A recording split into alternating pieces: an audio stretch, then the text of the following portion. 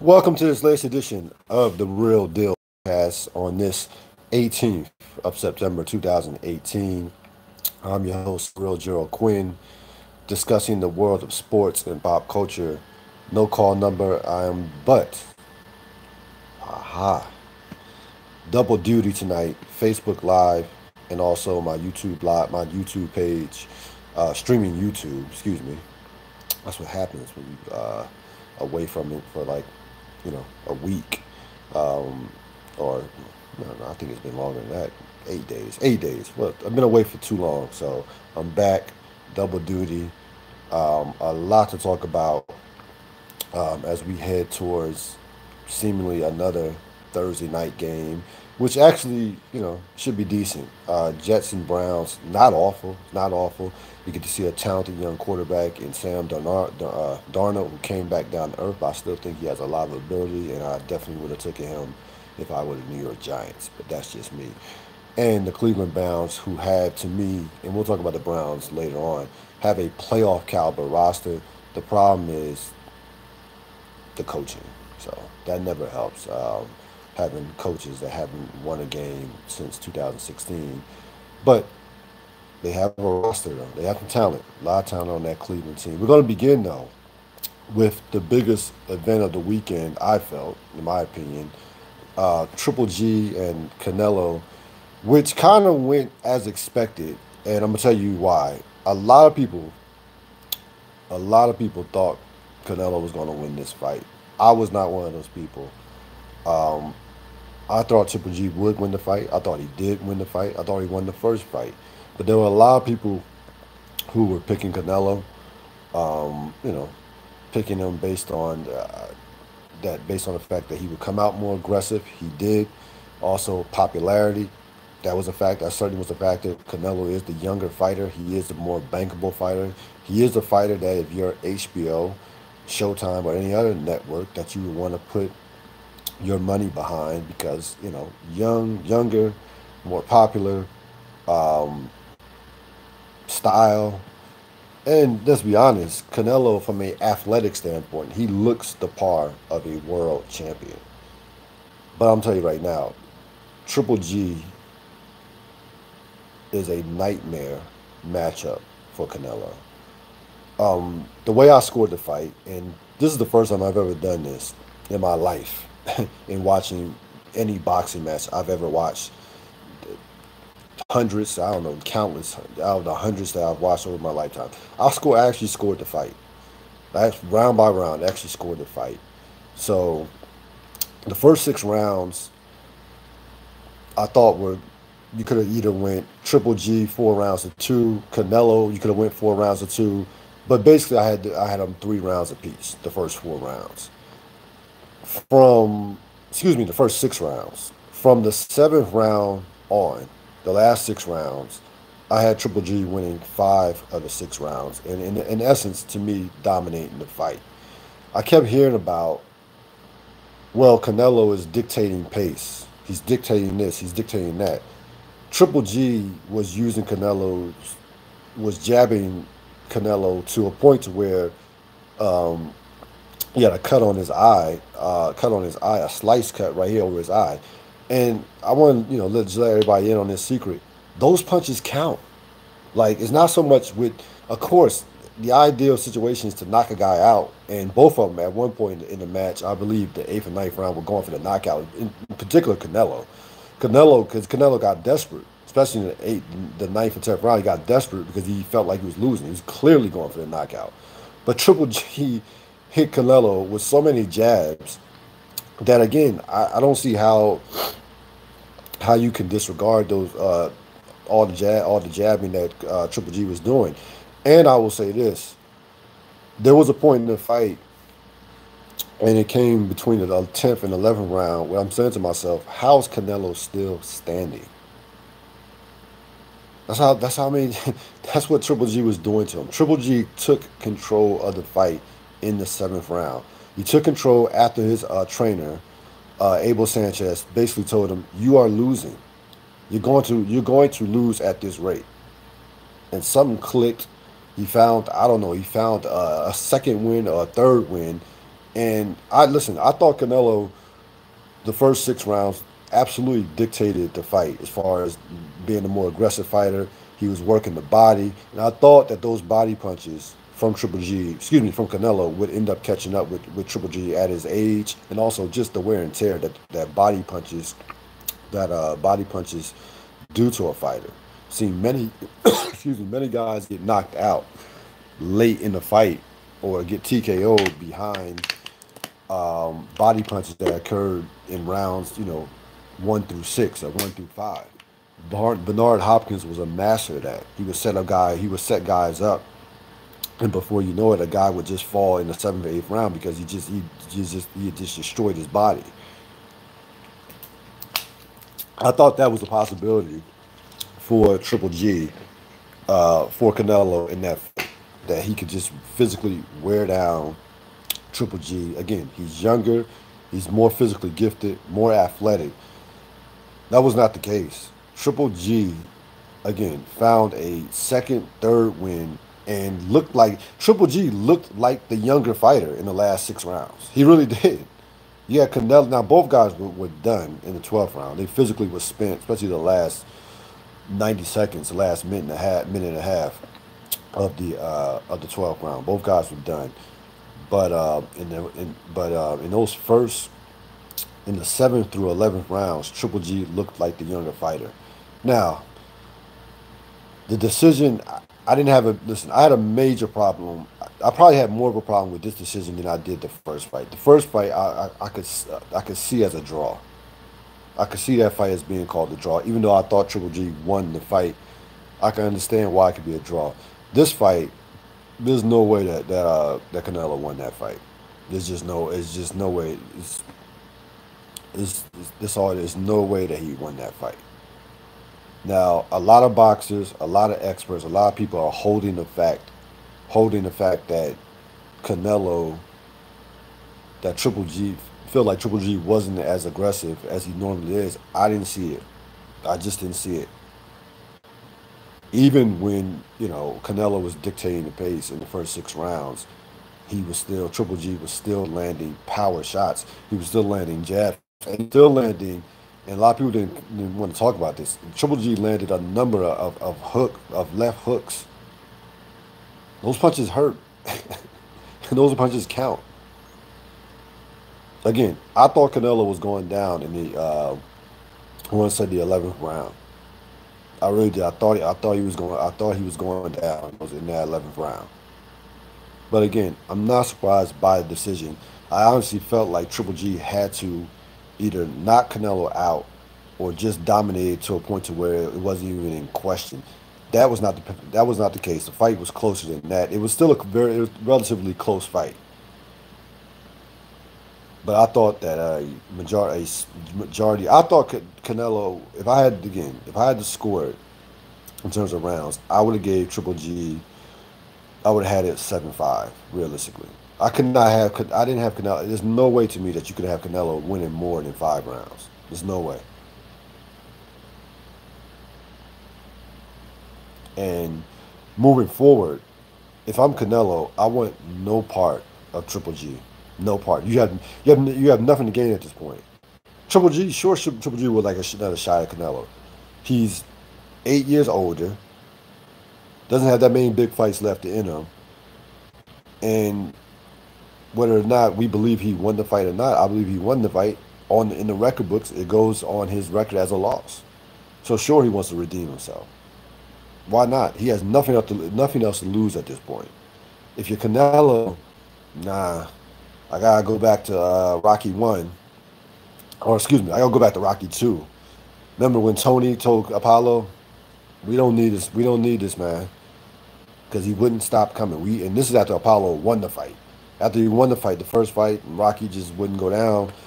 Tony warned him. Listen to your trainer. Tony warned Apollo. We don't need this. The man, he said, I've never seen a man get beaten like this before. We don't need this, champ. Let's move on to other contenders. But Apollo just, couldn't, was that he had to scratch that itch again and end up losing and getting knocked out in part 2. So if I'm Canelo's peoples, I want no part of Triple G. because it's just a bad matchup. Same way then for my tennis fans, I compare it to this.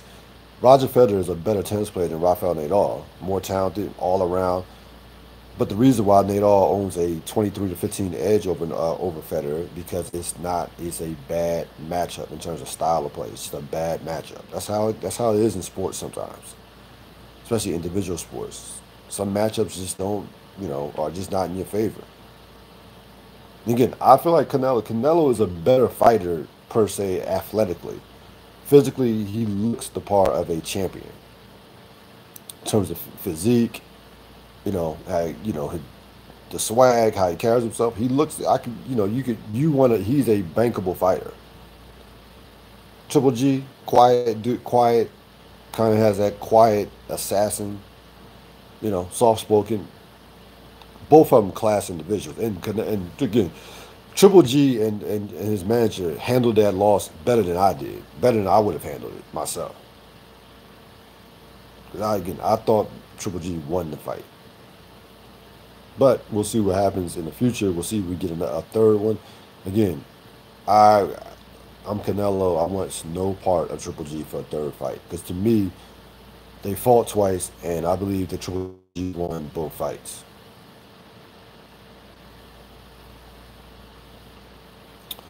So Floyd Mayweather tried to steal some thunder of the fight by announcing that there would be a second Floyd Manny Pacquiao fight in December. And I'll tell you this, they got me once. I bought it, $100. They will not, they won't get me again. The first fight was terrible, was a terrible fight to watch. And that was 3.5 years ago, May of 2015. One of the great sports days of all time. Somebody should do a book about that sports day, May 2nd, 2015. You had the Pacquiao Mayweather fight, Game 7, Spurs Clippers, when the Clippers actually mattered. Kentucky Derby, number of plays. Yeah, that was a historic sports day for just a single day. That should be documented one of these days in a book. But anyway, no one wants to see that fight. To me, two guys who, again, legendary fighters, iconic fighters. But the bottom line is they're 3 years older. I will watch the fight, even, and I'm not gonna pay for it, but I'll watch the fight. But I don't have interest. I don't have much interest at all in that fight. I understand Pacquiao from a money standpoint why you want that fight. If you're Floyd Mayweather, to me, you have nothing to gain. Put money aside, and everything to lose as far as your legacy. Can you imagine Floyd lost that fight to to Pacquiao and got which would ruin his perfect record? Is that who you really want? I mean, again, Pacquiao is his classic Hall of Fame fighter, all-time great. I don't want to get my record possibly spoiled by an aging over the hill fighter in Manny Pacquiao. I'm just sorry, or a guy who I personally, and Floyd doesn't like Pacquiao. There's no love lost between them. I mean, it's one thing to lose to an up and coming superstar. If Floyd and Canelo fought again, and Floyd lost Canelo, understandable. Canelo, more seasoned now. I know he destroyed him the first time, but Canelo, more seasoned now. Floyd, 40, 41 years old? It would actually make sense. And you're losing again. Canelo and Triple G, and getting back to that fight, those guys are both all-time greats. And Canelo's he's beaten everybody except Floyd. So he's starting to enter that, you're gonna, not only generational good, you're gonna start to look at Canelo and start to look at Triple G as two of the greats of all time period. But it will be understandable if Floyd lost to Canelo at this stage in his career. That would be a loss that I could accept more if I'm Floyd Mayweather versus Manny Pacquiao. But again, Floyd is the money man, the most bankable fighter in the history of the sport. That gate will be 100 million plus. No question about it. And again, they'll charge $100 pay per view, and all types of records will be set or broken. Because that's what Floyd Mayweather. He is the most bankable athlete in terms of people watching in the world right now.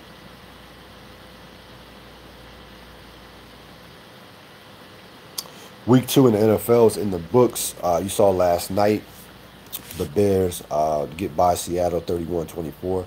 The Bears have a legit top defense at all levels, to be honest with you. The secondary is probably their weakest, but they're not terrible in the secondary. I like Kyle Fuller and Eddie Jackson. I know Amukamara is okay. I know he had to pick six, but he's bounced around. Was with the Giants, decent cornerback, but Khalil Mack has been just dominant these first two games. That Bear defense is legit. That will keep the Bear defense are gonna have their way with bad quarterbacks. Now they played two. They played the best in Aaron Rodgers. Should have beat them and played a franchise guy in Russell Wilson and took him apart and took the Seattle offensive line apart. I know they shored up their protection in the second half, but Russell Wilson in the first half was running for his life. And the question about the Bears again is Trubisky. Now he had two picks. One of the picks wasn't his fault. Made some nice plays. We know he could run, but still, he will be the difference between them going to the next level, possibly contending for a playoff spot. The defense is set. We know that their defense is going to keep them in a lot of games, maybe win them a couple games, but Trubisky is going to be, his learning curve will determine their season. I don't think he's quite there yet. I see some nice things, but I think that he's a couple years away, at least a year, maybe 2 years away from possibly being a factor. I haven't seen enough to say that he's going to be a franchise quarterback. If you made me choose right now, I'm leaning towards saying no.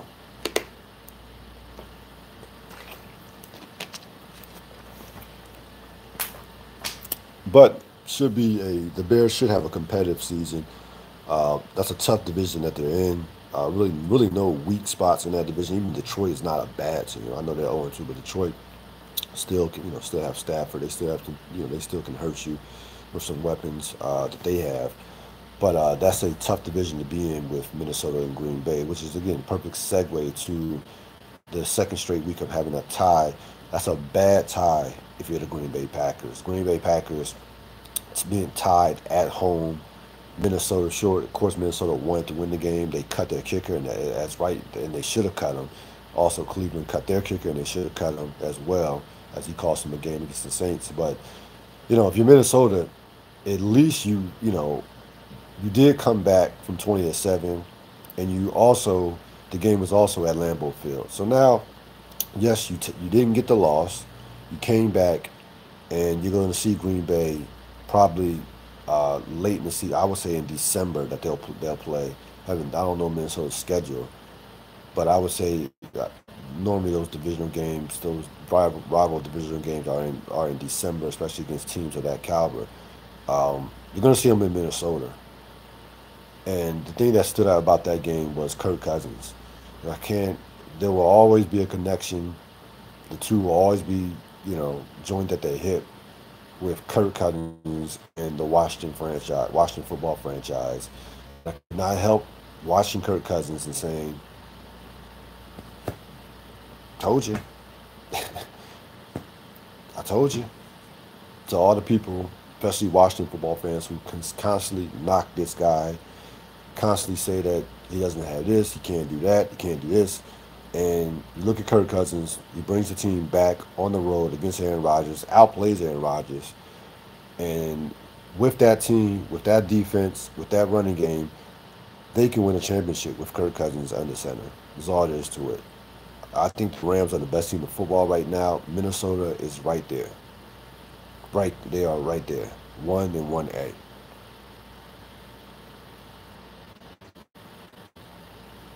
Cousins, again, had one interception. Should have had a second one. The Clay Matthews late hit was a ridiculous call. The first one in Chicago last week was legit. This one was just made no sense whatsoever, in terms of it being called a penalty. I understand you have to protect the quarterback, but at certain point, you're official. You gotta use common sense as well. And the NFL needs to use common sense when it comes to some of those calls, with the late hits. I can understand all two automatics with the late hits, as far as quarterback. You cannot go low and nothing close to the head. Anything else, to me, is judgmental. So this whole idea of falling on a guy or picking a guy up and slamming him, I didn't see it. They claimed that he picked him up and drove him into the ground. I didn't see it. I didn't see it at all. I thought it was an awful call that, in essence, might cost the Packers the game. But if you're Minnesota, as a tie that you don't mind, you don't want a tie, but as a tie that you can live with that tie. Green Bay, that's a tough pill to swallow at home against a team that you're gonna have to go through probably in the playoffs through a division to get to the Super Bowl. You're gonna have to see them either through the division or in the playoffs at some point to get to where you need to get to where you want to be at. The two main stories in the NFL right now through 2 weeks, and again, I have, we have to proceed with caution. It's only two season's only 2 weeks old. Patrick Mahomes and the St. Louis Rams. So Patrick Mahomes, um, showing you why Andy Reid and Kansas City did not hesitate to part ways with Alex Smith, and giving you a glimpse of the future. Now, I'm not crowning this guy the second coming of Peyton Manning after 2 games. I'm not. What the throws he makes, we know he has a big arm. We understand that, his back shoulder, he can make great back shoulder throws. He's poised, and and we know Andy Reid is a great quarterback coach and developer of quarterbacks. The offensive line is solid. They have skilled players: Tyreek Hill, Kareem Hunt, guys on the outside. Kelsey's a top tight end, maybe the second best tight end behind Gronkowski. So it is a perfect setup, an ideal setup for a young quarterback. Sat a year on the bench behind a very good a veteran player, a very good veteran, Alex Smith. A perfect ideal setup for a young player. And if you had your ideal setup for a young quarterback coming in, solid offensive line, a coach that knows what he's doing, skilled players, and sitting a year under a veteran quarterback who can play. That would be a ideal, perfect setup for a quarterback coming in. But, very few of those situations exist in the NFL, more times than not. That was a unique situation. But Kansas City is going to score a lot of points. You get the sense that, last year they got off to a fast start, but I never completely could take it seriously because of the limitations of Alex Smith. Never completely could take it seriously. This guy, to me, you can do more things just based on his physical ability. Now, again, I'm not crowning him the next big time player. There's no way after 2 games that you can make that proclamation. It's just impossible after 2 games. But you have to love the numbers are what they are. The guys 10 touchdowns in 2 games. So that the numbers speak for themselves. The quality of wins speak for themselves. San Diego, I think, is one of the more the rosters in the AFC, and Pittsburgh is a disaster right now. But coming into this season, Pittsburgh was one of the say 2 or 3 teams that people picked to get to the Super Bowl. Some even to win the Super Bowl out of the AFC. So you have to like what you've seen out of Mahomes. But again, over the course of a season, these defensive coordinators get paid as well. They're gonna adjust to whatever weaknesses that he possesses, or they'll find the holes in his game. It's kind of like baseball. Hitter comes up out of the minor leagues. He gets hot, scouted. They have advanced scouts. They adjust to the hitter. Can that hitter? Then the hitter has to counter adjust, and it becomes a game of adjust versus adjust versus adjust. And we'll see who comes out on top.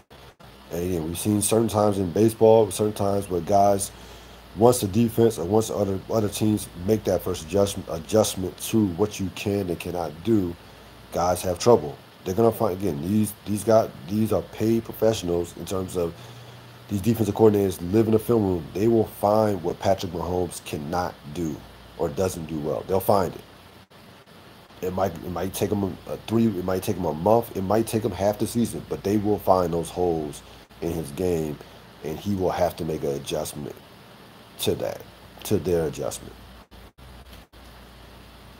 But again, cannot ask for a better start, a better ideal situation. Facebook. Now we're back with YouTube. After a couple of seconds of a little technical issues, but we're back here. But Kansas City off to a fast start. You have Pittsburgh off to a slow start. Pittsburgh, 0-1-1. Pittsburgh has a lot of internal issues right now with that football team. Not in From Le'Veon Bell to Antonio Brown. The defense can't tackle anybody and can't cover anybody, especially going down the field. So we'll see. Again, I would take off. I wouldn't panic. From a Pittsburgh fan, a little bit concerned, but would not panic. Offense, Le'Veon Bell hasn't even been the story as far as missing him on the field. It's been, defensively, Pittsburgh has been horrible. I mean, Pittsburgh's defense, they're back in. They're not getting to the quarterback the way they were last year. Last year, Pittsburgh was a legit top 10, maybe even top 5 in terms of sacks. Again, they're secondary, they're back in, which I thought that they had shored up last season. They're struggling, especially with the deep ball. So I think Tomlin will figure it out. They have way too much talent, just way too much talent for to just completely fall off the wagon. And plus the AFC, again, the AFC is just not that deep. Like in NFC, you can't afford to fall behind. There are too many teams. That's not the case. That is not the case in the AFC. Could we be fake? Could we be in the midst of a changing of the guard? Maybe. Jacksonville kind of sent an early message with their performance against New England. Blake Bortles cannot play any better if at gunpoint. He was the best player on the field, combined for over 400 yards. Outplayed Tom Brady wasn't even close. And it's not like Brady played poorly, but Bortles was all over the place. Nice win for Jacksonville, considering what happened last January, and it seemed like they put an overemphasis on being aggressive. Sometimes too, a little bit. They got a little overly aggressive at times, but the message was sent. That's a big game, even though it's only in September, because from a home field advantage standpoint, you do not want to travel to Foxborough. I don't care if it was warm. It was warm last January in Foxborough, but you want New England in your building, even though we know New England can win anywhere, but you want to make them travel on the road. Some of their playoff losses where they haven't made the Super Bowl, whether it be at Denver, or somebody else that they lost to recently on the road. I can't think of right now. I remember the Denver one a couple of years ago. They'll come to mind, but you want them on the road. You want them in your building. So especially for a team that's up and coming, that has a lot of talent on defense. So nice win for Jacksonville. As far as the Rams go, there's not a more complete team in football right now. The Rams have everything. Again, it comes down to a matter of Jared Goff, playoffs, making a play or making a couple plays. And we know Goff has talent, but at some point, if the Rams want to get to the Super Bowl, Jared Goff will have to make a play in the playoffs where I wouldn't even worry about the home field if I were the Rams. Their defense travels. They have a game that could travel. They can win anywhere. And plus, they don't have the greatest home field that there is with that, with the stadium, at all, any home field advantage to get to the Super Bowl. But they have it all through the first 2 games. They've dominated some pretty, listen, the Raiders. I don't think the Raiders. I know the Raiders are 0-2, but the Raiders aren't a bad team. They might be poorly coached. They're not a bad team. So that was a nice win on the road opening weekend for the Rams. And again, this past game, they just completely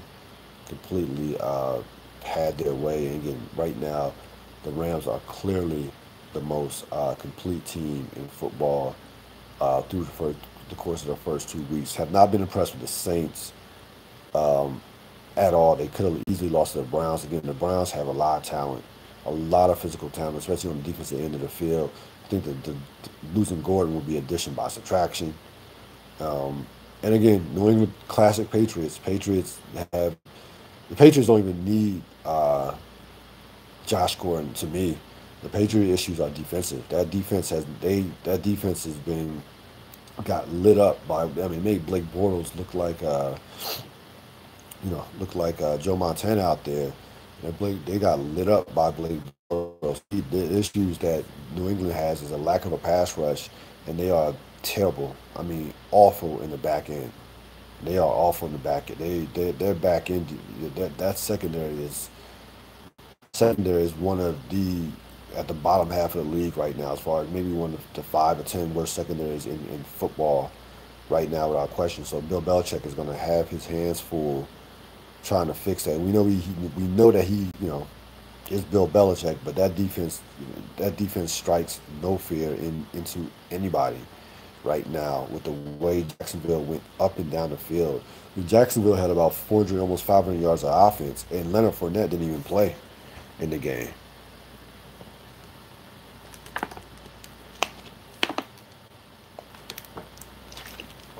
So again, Cleveland to me has a playoff caliber roster. They should have beaten the Saints. The Saints through the first 2 weeks have not been impressive at all. At all. Now maybe the Tampa Bay game doesn't look as bad considering what Tampa Bay did to Philly. That was an impressive win for Tampa Bay. And now Philly will get their quarterback back. Ryan Fitzpatrick again.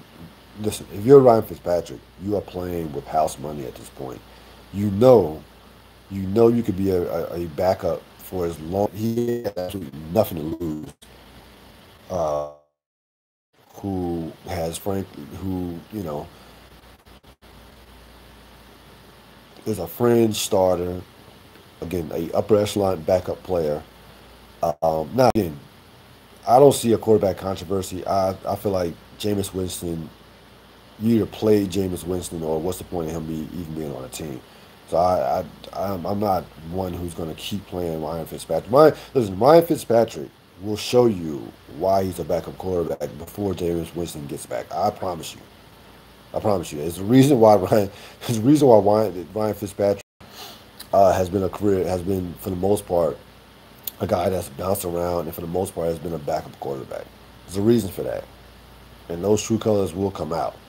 But right now, again, back-to-back 400-yard games, two excellent, great wins, not good wins, two great wins against teams that are considered Super Bowl contenders, Philadelphia and New Orleans, at worst playoff contenders if you don't want to consider New Orleans a Super Bowl contender. They're definitely somebody that's a division or a playoff contender. So Ryan Fitzpatrick is just out here living his best life, and living the dream. And why not? Have nothing to lose, everything in the game.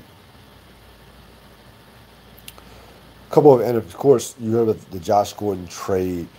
Again, nothing to lose if you're New England. New England will cut a player with a snap of a finger. So Josh Gordon has no choice but to keep his nose clean.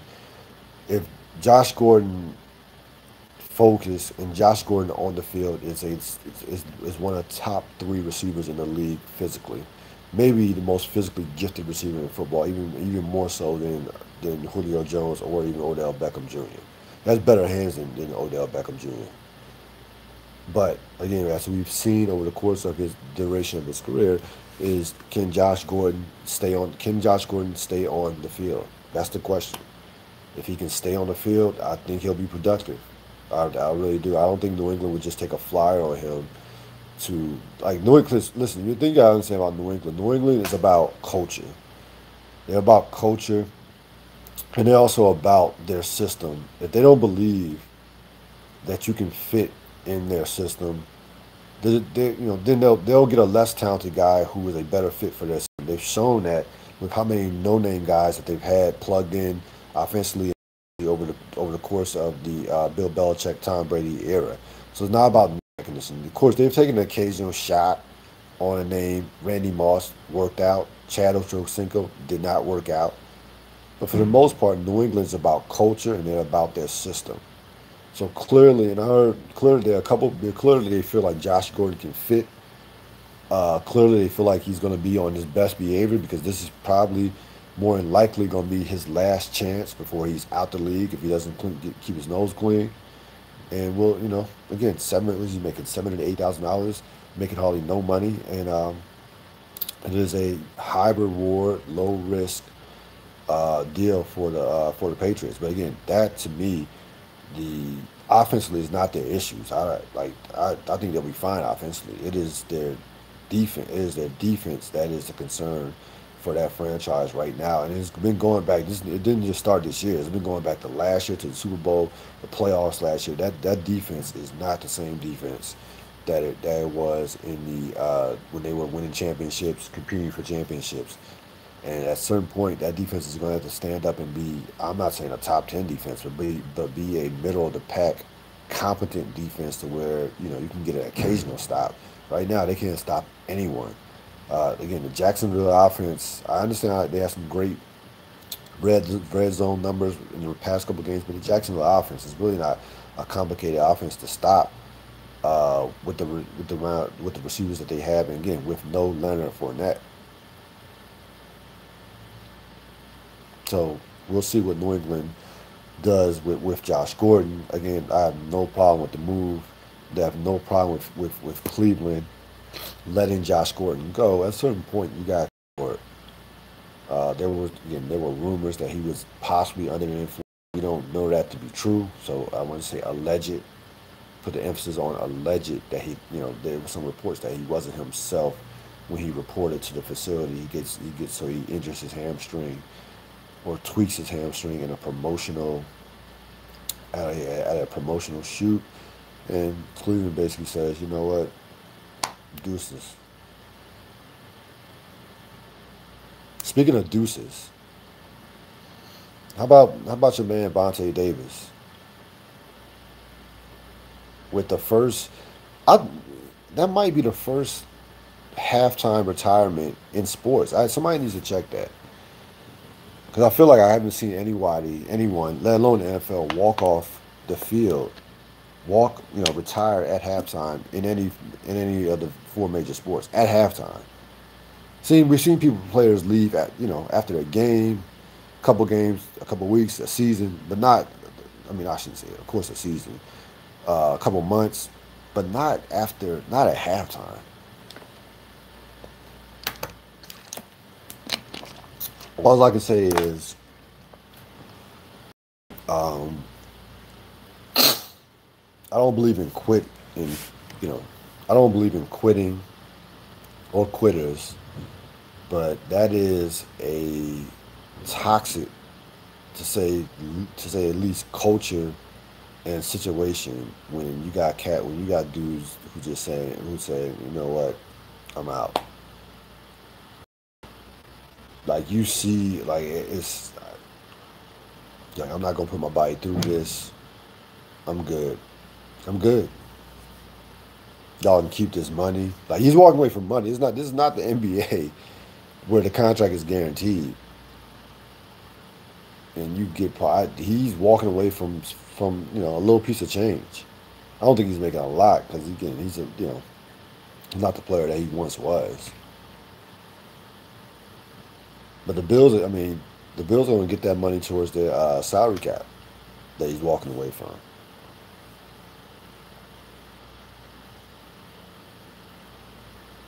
But again, I look the Lorenzo Alexander line was classic. I haven't seen it in high school, middle, Pop Warner. I've never seen it in my life. Something like that. And that's the type of stuff you can't even show your face ever in an NFL stadium, ever. Like you like Vontae Davis, you have to just stay away from the NFL. Any NFL facility is like you can't tailgating. You have to just stay away from anything that's connected to the NFL that might have players in the same vicinity. Like you can't. You have to basically disappear after something like that. You can't show your face anywhere. Forget like forget about the Super Bowl, Pro Bowl parties, promotional shit. I don't care if it's the United Way. You cannot show your face after something like that. You better not show your face for at least a year. At least a year. A calendar year. Not an NFL season, a calendar year after something like that. I don't know how you explain that one to anyone, especially your peers. Like I didn't find no player. I didn't hear any reaction, any player that had any respect for that. Because normally players in all sports protect other players. They're like, well, his situation. You never know what he was dealing with, and there was none of that after this. There was none of that whatsoever. Forget about the Bills locker room. I'm just talking about around the league. Like no one, I didn't hear anyone try to like rationalize or try to like make sense of that.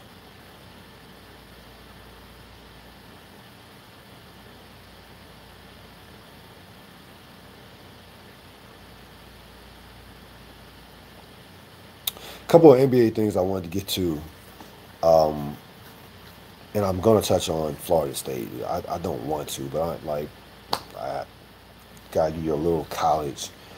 Um, so Jimmy Butler. Well, first of all, because he's not even worthy of being the first. Let's go in order here. Let's go with the Hall of Famers first, or future Hall of Famers world. Somebody who's actually won something to begin with, as far as the NBA goes. Dwayne Wade is going to retire after this year, year 16 for him. Um, so LeBron's going to be the last one remaining of that '03. Well, no, he's not. Carmelo. Yeah, Carmelo Anthony is still in the league. If you if you if you were wondering, Carmelo Anthony is still in the league. But Bosh, with the blood clots, he's out. That class of 2003 is basically doing that. Basically, David West just retired. So basically, it's LeBron, Wade, and Carmelo Anthony who are left out of that famous class 2003 NBA class. So Wade is going after this year, and you know, I, if you're Dwayne Wade, you're not. Here's one thing: you're not getting the Kareem Abdul-Jabbar, Kobe Bryant, Julius Irving farewell. It's just not like it's not going to happen. Um, I love Dwayne Wade's game over the course of his career. He's a without forget about Hall of Fame, but Dwayne Wade is probably top 25, top 30, top four two guards all time. I would only put Jordan, Kobe, and Jerry West ahead of him. So probably the fourth best two guard of all time, which is saying a lot. There've been a lot of great two guards. I mean, I'm putting them over George Gervin, and the likes of Allen Iverson. So and some great players over the course of his career. I just think, dude, you just should have walked out quietly, man. After this year, like Dwayne Wade over the last 2 years has basically averaged 11 points a game. He struggles to stay healthy. Kobe Bryant went out. We knew Kobe was done physically. He basically went out playing on one leg with the Achilles, the knee. Um, we understood that, but it's Kobe Bryant. It's 20 years, five chips. He's an iconic figure. For Dwayne Wade, just trying to figure out. I don't. You're not getting that farewell tour, man. I mean, you're gonna get. I guess he deserves to go out somewhat on his own terms, but does he really want? Does he really want to go out like this as a player on a team that is middle of the pack in the Eastern Conference, who's not a who won't be a major factor playing at this level? Do you really want to go out like this?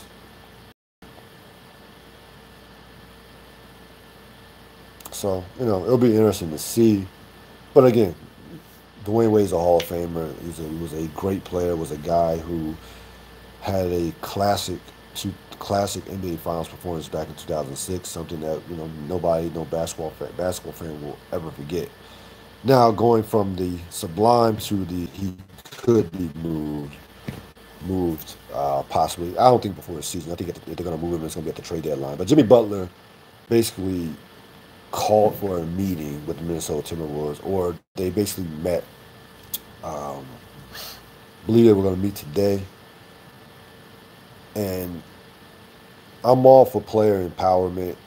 I love the fact that NBA players have more power probably than any other professional sports leagues. I love it. I absolutely love it.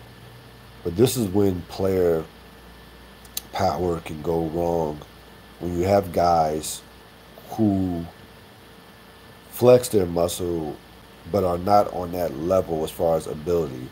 Case in point, Dwayne Casey being fired in essence, because of DeMar DeRozan.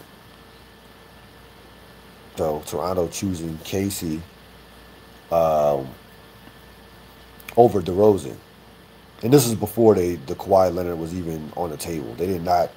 That was not. And Toronto did not anticipate that Kawhi Leonard would be available. So keep that in mind. And again, DeRozan is similar to Jimmy Butler, even though I think Butler's a better player than DeRozan. All-star, very good player, professional. The professional is professional as far as, a guy who's going to bring it every night, but is not worthy of receiving that kind of treatment. Jimmy Butler is a guy who maybe could be your second best player on a team that can win a championship. Maybe. More than likely, you would like to have him as your third.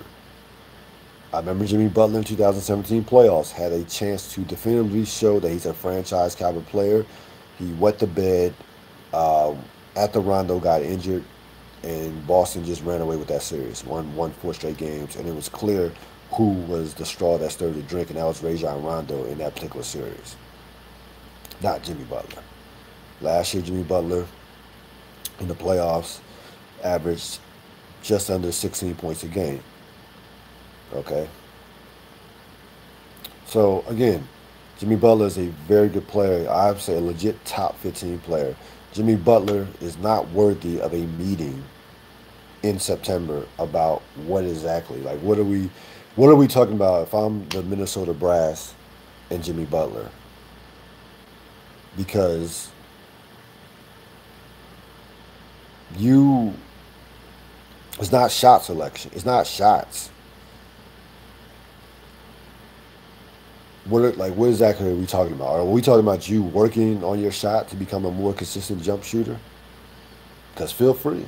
You have that option of becoming a more consistent jump shooter. Are we talking about you becoming a better leader for the younger players? Towns and Andrew Wiggins? Like, what exactly is this conversation going to be about? Because we get it.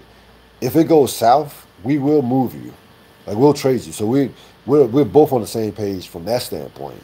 You and the organization. So that's not what we should be meaning about. But the fact that you want to be traded, or when you want to be traded, we'll move you if this thing goes south. But other than that, you're under contract. You will be an outright free agent in 2019. What are we talking about here? What is this conversation going to look like? We're not getting your input on coaching or philosophy, basketball philosophy. That's when power can go wrong. It can go wrong quick with how much power um, the NBA players have right now, especially the All Star caliber, the players who are All Stars.